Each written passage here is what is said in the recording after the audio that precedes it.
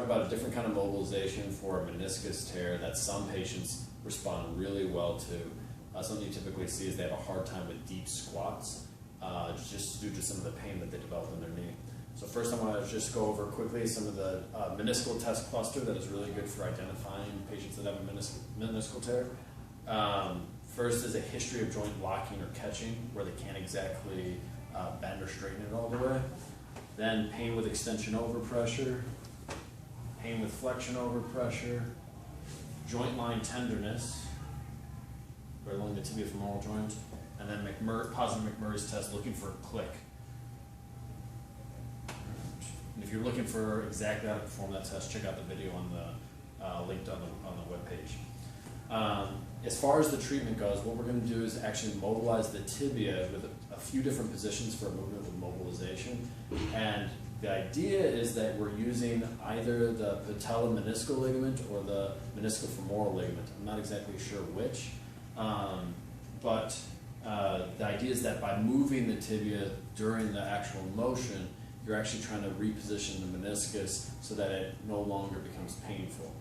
All right? So starting in supine, what I'll do is I'll either stabilize the femur and mobilize the tibia anteriorly, so this one is without motion, or I'll just basically do an anterior drawer test for people that are more sensitive, trying to pull the tibia anteriorly. From there, I'll have the patient get into half kneeling. Let's go ahead, Joe. And I'll provide a posterior shear through the femur and an anterior force through the tibia as the patient lunges into half kneeling dorsiflexion. There we go. And throughout this whole thing, I'm providing that pressure. And I'll usually do about 15 to 20 reps in each position.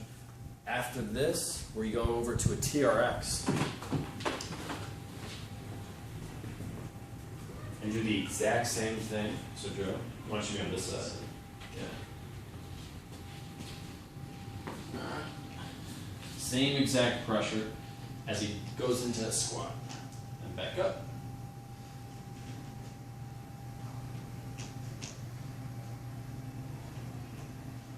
And what you're doing basically is having the patient increase the body weight load on the joint as you're doing this mobilization.